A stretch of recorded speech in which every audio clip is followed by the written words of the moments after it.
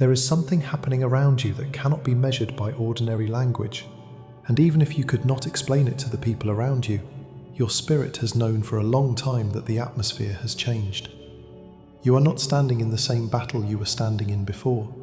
The pressure has been real, the resistance has been relentless, the confusion has tried to wrap itself around your mind like a fog that did not want to lift, and the hidden warfare behind your life has often felt too precise, too repeated, too targeted to be random. What you have been walking through was never just a difficult season. It was never just a run of bad timing, emotional heaviness, strange setbacks, or people suddenly turning cold for no clear reason. Something deeper was moving behind the curtain, and now heaven is revealing that the intensity was not proof that you were abandoned, but confirmation that something significant was taking place out of sight. This message is about spiritual victory. It is about divine reversal. It is about the moment when what has been fighting against you begins to lose its permission to rule the story. The war felt intense because it was real, but the outcome has already been marked, and your name is not attached to defeat. Your name is attached to triumph. Your name is attached to survival with purpose. Your name is attached to the kind of victory that does not merely help you escape a season, but transforms you through it until you come out carrying more clarity, more authority, and more peace than you had before the war began. So listen closely, not with fear, but with expectation, because what heaven is saying now is not small. If this message speaks to your spirit, take a moment to like the video, subscribe to the channel, and leave a comment saying, "My name is on the victory." Let that be more than engagement. Let it be agreement. Let it be your declaration that what tried to bury you will not define you, and what God wrote over your life will stand.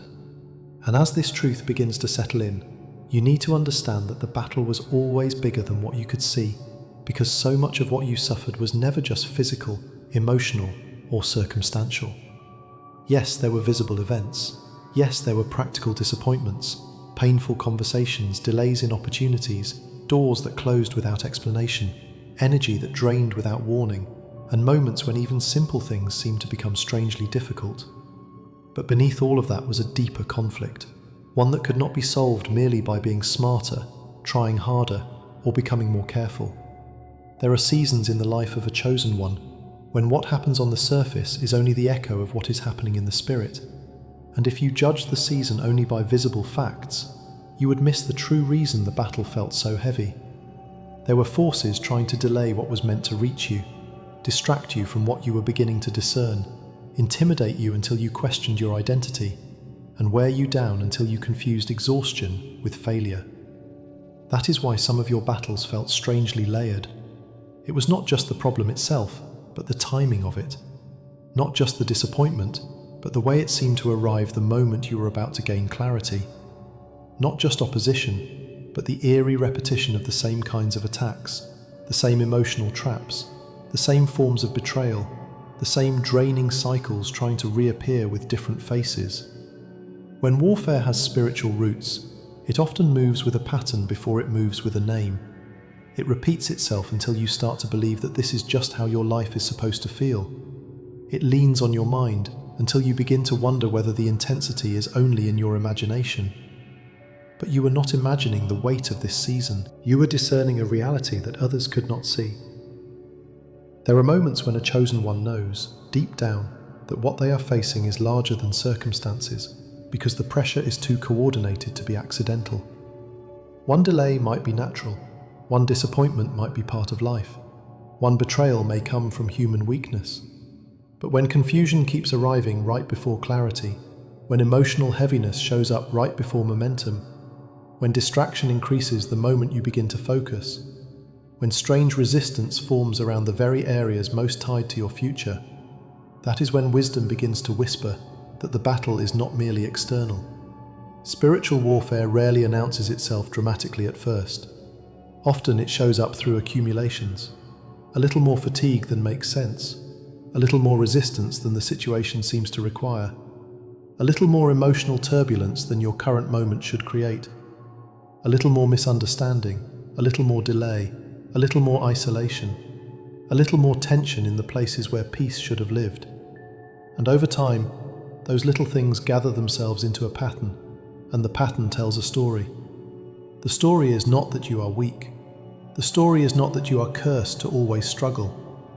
The story is that something valuable in you was worth contesting.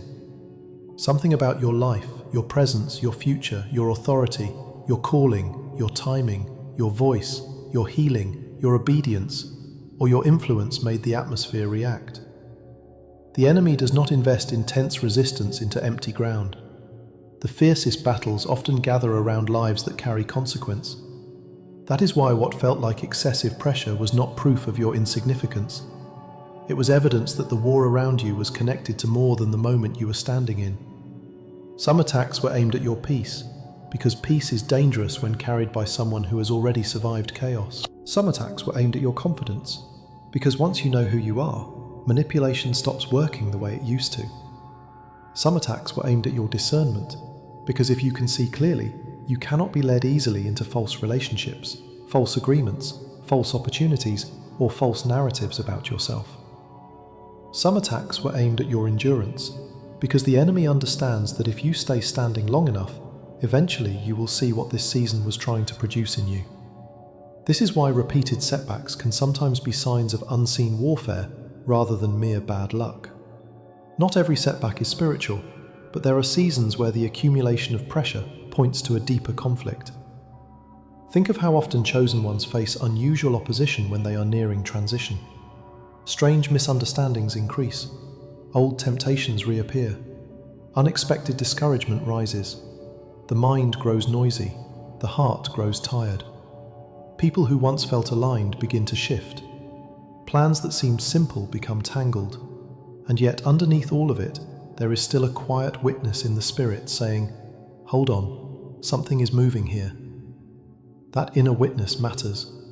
It is one of the ways God keeps his people from collapsing under what they do not yet understand. Because when you know that the battle has roots beyond the visible, you stop interpreting every problem as proof that you are losing. You begin to ask better questions. Instead of asking, "Why is everything against me?"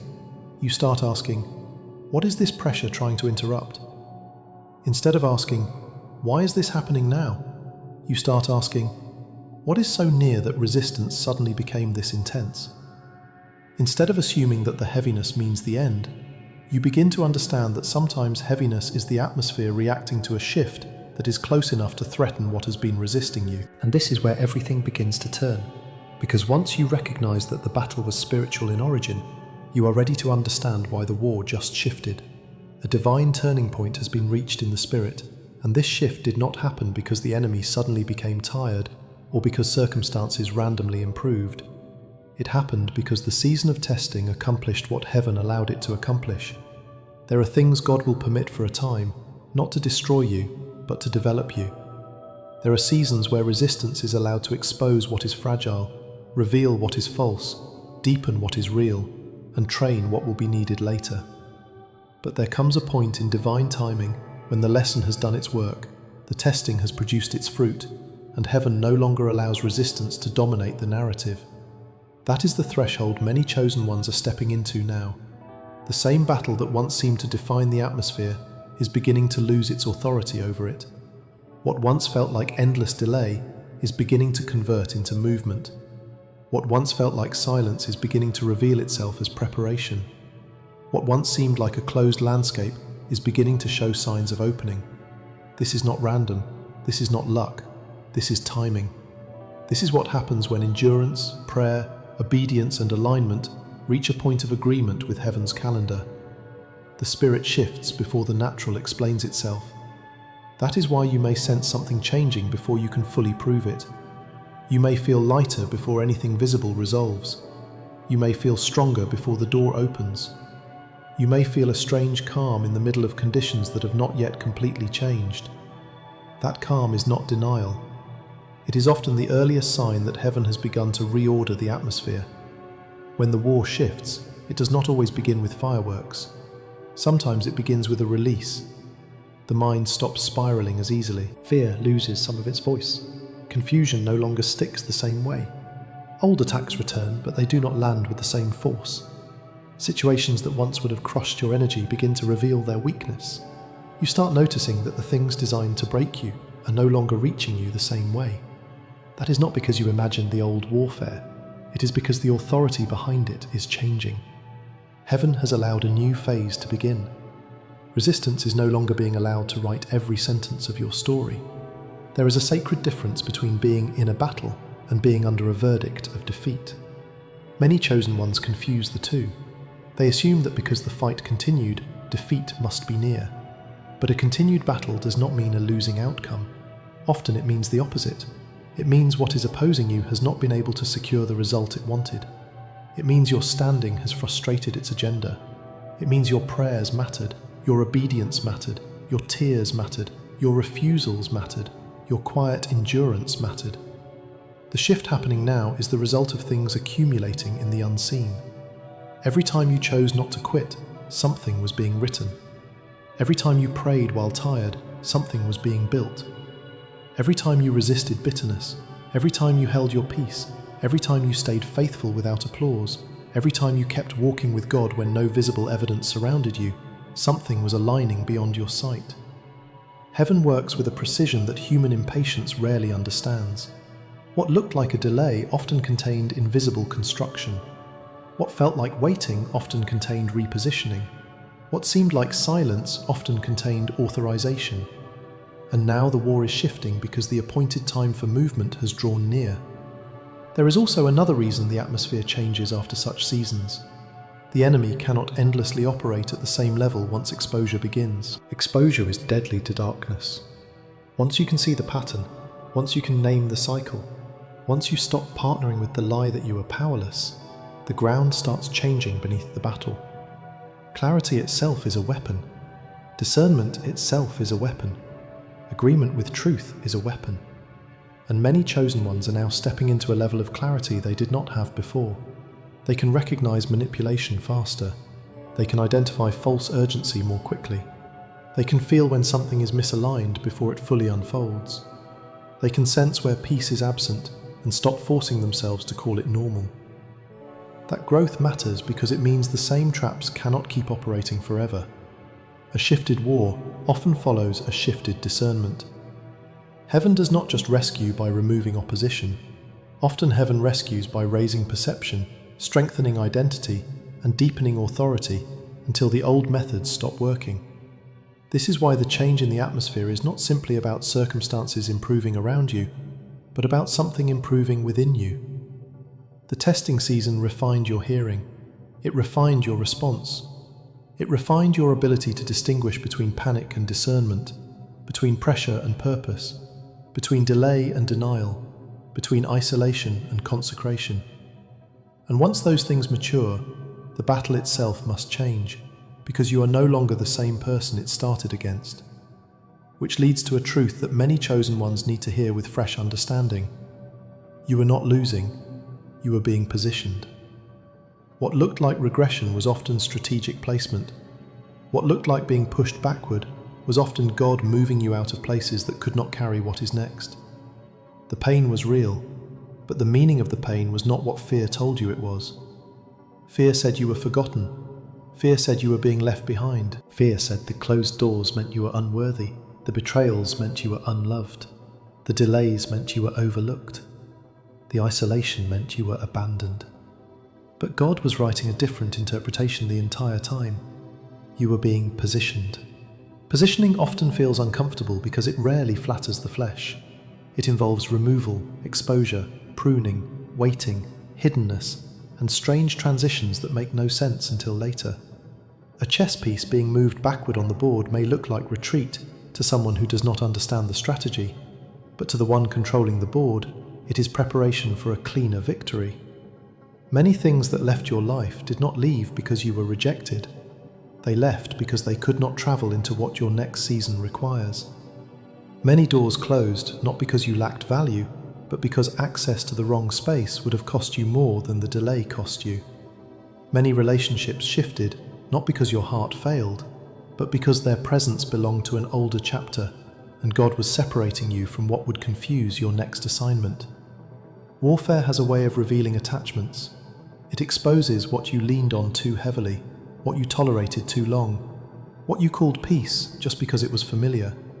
What you called love just because it was available. What you called purpose just because it was near. And through that exposure, your discernment was trained. You began seeing motives more clearly. You began recognizing environments faster. You began noticing what drained you, what darkened your clarity, what disrupted your peace, what consistently pulled you out of alignment. That training was costly, but it was valuable. Discernment built in easy seasons tends to remain shallow. Discernment built in pressure becomes trustworthy. The warfare also strengthened your faith, not the performative kind that only speaks loudly when results are visible, but the deeper kind that survives silence, keeps breathing under delay, and continues walking when the path is not obvious. Real faith is not merely excitement about promise. It is steadiness inside process. It is the refusal to let present pain become final interpretation.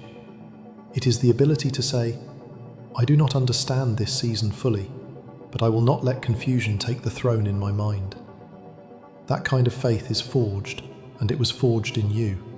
Not perfectly, not without tears, not without moments of weakness, but genuinely. And because of that, you are stronger now than you were when this battle began. Cleaner too. Cleaner in what you accept, cleaner in what you tolerate, cleaner in what you pursue, cleaner in what you call God's will. Every disappointment, betrayal, and closed door served a purpose in preparing you for a cleaner victory. Cleaner means the victory will not have to be polluted by old compromises. Cleaner means the next season will not require you to drag old confusion into new opportunity. Cleaner means you will arrive with sharper sight, steadier faith, and better boundaries than before. That is not punishment. That is preparation with wisdom in it. So no, you were not losing. You were being arranged. You were being sifted away from what would weaken you, placed away from what would distort you, and held back from what was not yet aligned.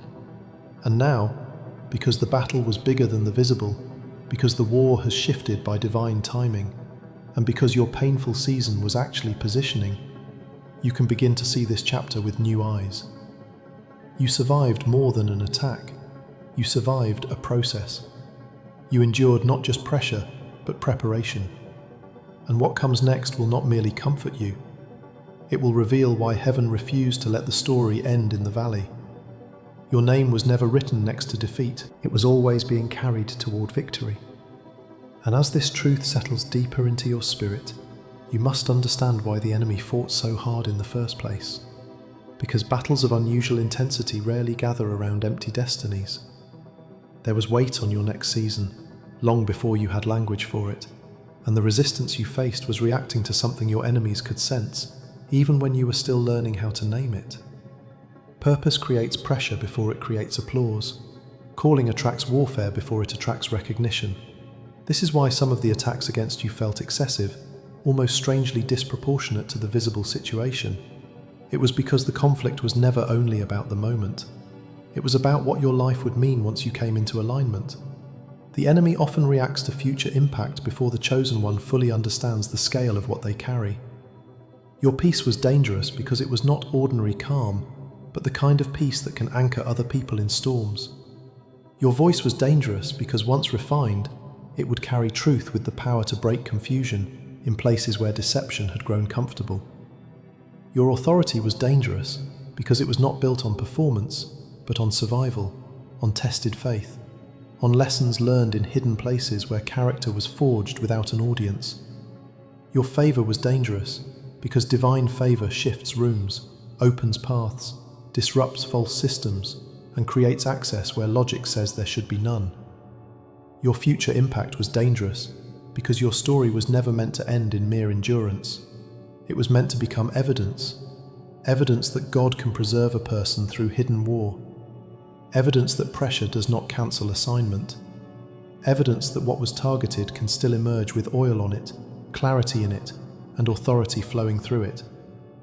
That is why the attack was never proof of weakness. It was confirmation of value. The enemy does not waste concentrated energy on what carries no consequence. He does not contest empty fields with that level of strategy. He studies movement, reacts to significance, and attempts to exhaust what he cannot prevent from being born.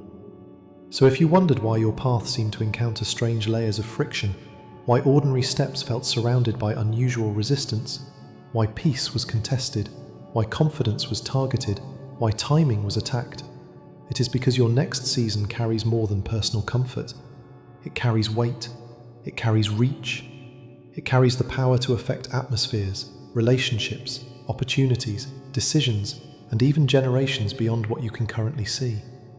The greater the calling, the more resistance often gathers before the breakthrough. Not because the breakthrough is uncertain, but because the enemy always tries to make arrival feel impossible right before the threshold opens. This is where many chosen ones misread the season. They think the intensity means they should retreat, when in truth, the intensity is often revealing proximity. The attack is frequently loudest when the enemy senses that something is about to shift beyond his control. Your struggle was not announcing your collapse, it was reacting to your becoming. And once you understand that, you can better recognize why heaven has now entered a different phase of the fight. Because there comes a moment when God no longer only develops you in private, but begins to move in ways that change the visible terrain. Silent preparation has its season. There are times when heaven seems quiet, not because it is absent, but because it is building foundations too deep to be rushed. In those seasons, much of God's work happens within you. He strengthens your inner life. He purifies motives. He deepens discernment. He teaches endurance. He exposes hidden wounds. He separates you from false dependencies. He trains your hearing so that when the next phase begins, you will not mistake movement for chaos. But once that internal work reaches its appointed measure, heaven begins to intervene more openly. What was hidden starts being brought into order. What was tangled begins to unwind. What was delayed without explanation begins to move with a surprising ease. This does not mean the war disappears in an instant in the ordinary sense. It means the advantage has shifted. It means the atmosphere no longer belongs to resistance in the same way it once did.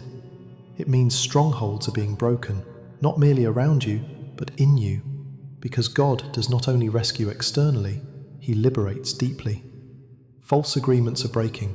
The agreements you made in pain, in fear, in exhaustion, in disappointment. The quiet lies that tried to settle into your thinking and make a home there. Agreements such as, maybe this is all my life will be. Maybe I will always struggle this way. Maybe doors are for other people. Maybe peace is not for me. Maybe I am too delayed to recover. Those agreements lose power when truth re-enters the mind with authority. Cycles of delay are being broken too, not merely in a mystical sense, but in a practical one. Patterns that repeated themselves year after year, relationship after relationship, mindset after mindset, are starting to crack because their spiritual permission is ending. God is no longer only strengthening you in private, He is beginning to move visibly in your circumstances. You may notice conversations shifting. You may notice old barriers weakening. You may notice new connections appearing with a clean energy that does not carry the confusion of former cycles. You may notice that situations once locked tight are now showing signs of release. Heaven is not rushing theatrics, it is establishing order, and divine order is stronger than spectacle, because when God puts something in place, it can stand without constant human effort. The war is not over, as if life will never again contain challenge. But the fight is no longer arranged the same way. The leverage has changed, the narrative has changed. The authority behind your movement has changed, and that is why you need to hear the next truth personally, not as poetry, not as a phrase to admire from a distance, but as a spiritual declaration attached to your identity. Your name is on the victory. This victory is personal because your assignment is personal. You were chosen, preserved, and marked for a purpose long before this current season began. Preservation is not accidental. There are people who went through less than you and still lost themselves in the process. Yet somehow you were carried, corrected, restrained, warned, strengthened, and kept. Not flawlessly, not without tears, not without confusion, but kept. That keeping matters because it reveals authorship. God does not preserve randomly. He preserves what is tied to purpose. So when it is said that your name is on the victory, it means you are not standing at the edge of someone else's turnaround, watching it happen from afar. You are not a spectator to divine reversal. You are a participant in it. The breakthrough belongs to your road. The restoration belongs to your story. The exposure belongs to your battle. The elevation belongs to your obedience. What is being shifted now is directly connected to what you endured while no one fully understood the cost. Every private yes to God mattered. Every refusal to collapse completely mattered. Every time you got up with barely enough strength to pray, barely enough strength to keep your spirit clean, barely enough strength to stay aligned, it mattered. The kingdom counts differently than the world counts. The world counts speed, visibility, and applause. Heaven counts obedience, endurance, integrity, and faithfulness under pressure. That is why your name is written on this victory. Not because you were the loudest, but because you stayed. Not because you understood everything, but because you remained available to God inside what you did not understand. Not because you never felt weak, but because weakness did not become your final identity. And now what was fought over begins to return in your favor. What was contested in the spirit begins to show signs of release in the natural. The peace that was assaulted begins to settle more permanently. The confidence that was shaken begins to rebuild with cleaner foundations. The clarity that was clouded begins to sharpen. The opportunities that were delayed begin to find their appointed path. The things that looked buried were not erased, they were being guarded for the right time. And when God returns something, He often returns it with more precision than before. He does not simply hand back what was lost in the same fragile form. He restores with wisdom attached. He restores with boundaries attached. He restores with discernment attached. He restores with timing attached. That is why what comes back in your favor may not look exactly like what left, but it will carry more peace, more alignment, and more purpose than what your earlier self would have settled for. And as this begins to unfold, you must recognize what victory will actually look like in real life, because many people miss it when it first arrives. They are waiting for a dramatic public moment and do not realize that true victory often enters quietly before it becomes visible. Sometimes victory first looks like peace where panic used to live. It looks like waking up without the same heaviness sitting on your chest. It looks like being able to think clearly about a matter that used to scramble your emotions. It looks like no longer feeling addicted to explanations from people who wounded you. It looks like release. It looks like emotional detox. It looks like your nervous system no longer responding to every old trigger with the same level of alarm. Some victories will look like separation from toxic people, not because you became harsh, but because your spirit can no longer live comfortably in misalignment. Some victories will look like freedom from confusion, where things that once felt tangled suddenly become obvious. Some victories will look like the lifting of heaviness you had grown so used to carrying that you forgot what lightness felt like. Other victories will show up as open doors, restored confidence, answered prayers, new resources, divine connections, and timely opportunities that seem to arrive with unusual grace. But even then, the deepest mark of victory is not noise, it is undeniability. Real victory is not always loud, but it changes the weight of your life. It changes how you enter rooms. It changes how you hear God. It changes what you tolerate. It changes how quickly you recover from attempted discouragement. It changes what has access to your peace. You will begin to notice that what once drained you no longer has the same power. Situations that once consumed all your energy may still exist, but they do not own your inner world the way they once did. Voices that once unsettled you lose their authority. Delays that once frightened you lose their power to define the outcome. Temptations to doubt still knock, but they no longer find the same open door within you. This is how spiritual victory often appears before public success catches up. First, the inner atmosphere changes, then the outer path begins to reflect it. First, God restores your center, then He rearranges your surroundings. First, He gives you sight, then He gives you steps. And when that process begins, another truth becomes clear. The ones who fought you will not be able to stop what God has decided. This is not a message of revenge, it is a message of divine justice and alignment. Human resistance cannot cancel divine judgment once God has shifted the battle. People may have resisted you, mocked you, blocked you, misread you, opposed you spiritually, whispered against you, or positioned themselves against your progress, but they do not have final authority over what heaven has written. The same people who thought their resistance would rewrite your story will discover that all they ever had was temporary interference, not ultimate power. God allows many things for a season, but He does not surrender authorship. What He has decided will stand. What He has spoken over your life will not collapse because of human insecurity, manipulation, envy, or opposition. Even those who misunderstood you may one day be forced to witness the very thing they assumed would never happen for you. Not so you can celebrate their discomfort, but so the sovereignty of God becomes undeniable. Divine justice is not petty. It does not need to perform itself with bitterness. It simply establishes what is right. It places things back into order. It makes visible what was true all along. So release the fantasy of revenge if it has tried to tempt your heart. You do not need to spend your strength proving people wrong. God knows how to vindicate without your flesh getting involved. Your assignment is not to become obsessed with who opposed you. Your assignment is to stay aligned with what God is unfolding. Because when heaven decides to move, no human scheme can permanently block it. They may delay a thing for a time, but they cannot erase a destiny written by God. They may confuse a chapter, but they cannot own the book. They may wound your emotions, but they cannot cancel your calling.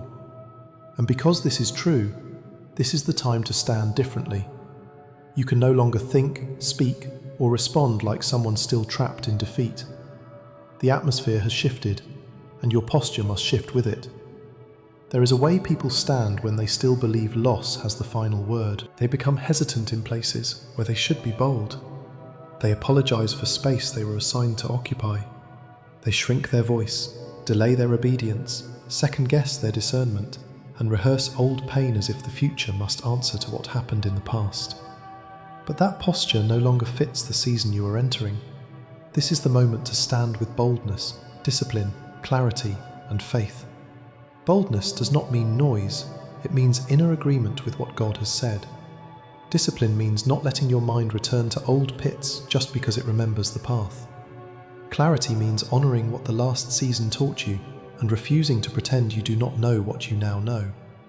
Faith means expecting movement even before every visible piece has fallen into place. Release fear. Release the addiction to rehearsing old wounds. Release the need to emotionally relive every betrayal in order to feel prepared. That habit may have felt like self-protection, but in this new season it becomes unnecessary weight. Prepare for movement. Speak like someone who believes God still leads. Pray like someone who believes heaven still responds. Walk like someone who knows delay was not denial. The shift in the spirit requires a shift in mindset, expectation, and spiritual confidence. You cannot keep using the vocabulary of captivity while stepping into a season of release. You cannot keep agreeing with yesterday's oppression while asking for tomorrow's clarity. Stand differently. Let your routines reflect it. Let your boundaries reflect it. Let your speech reflect it. Let your willingness reflect it. Let your courage reflect it. Because the way you carry yourself now will either cooperate with the shift or drag fragments of the old season into a place where they no longer belong. And as you rise into that new posture, do not make the mistake of thinking this victory is only about your private comfort. Because the victory is not just for you, but for what you carry. Your life carries consequence. Your obedience touches more than your own emotions. Your breakthrough affects more than your own calendar. What God is doing in you is connected to family lines, future assignments, influence, healing, leadership, wisdom, service, and the people whose lives will be altered because you did not give up in the hidden war. The battle mattered because your life has weight beyond your current sight. Some victories are generational. Some breakthroughs break patterns that would have kept repeating through families if someone had not stood long enough to interrupt them. Some seasons of endurance are not merely about your own survival, but about creating a cleaner spiritual inheritance for those connected to you. Some deliverances position you to become the person who speaks what others in your line were never taught, models peace others never saw, establishes boundaries others never knew were possible, and walks in a clarity that changes the emotional climate for more than one person. Your survival was never just about making it through. It was about making it into the next assignment. There is something you still must carry, still must say, still must build, still must model, still must unlock. That is why the war was so personal. It was trying to break more than your mood. It was trying to interrupt consequence. But it failed to finish what it started, and now your breakthrough carries kingdom weight. It carries the weight of testimony, the weight of timing, the weight of restored authority, the weight of becoming the evidence that hidden endurance is never wasted in God's economy. So no longer interpret your life through the lens of the old season. The war has shifted. Heaven has moved. Your endurance was not wasted. Your tears were not wasted. Your prayers were not wasted. Your waiting was not wasted. Even if everything has not fully manifested yet, the spiritual decision has already been made. The tide has turned. The sentence has changed.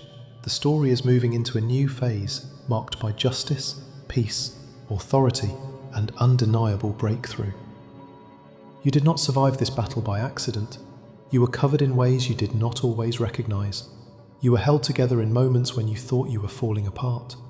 You were guided in places where you only saw fragments. And what comes next will prove that God had his hand on you the entire time, not only in the victory you are about to see, but in every hidden moment that brought you safely to it.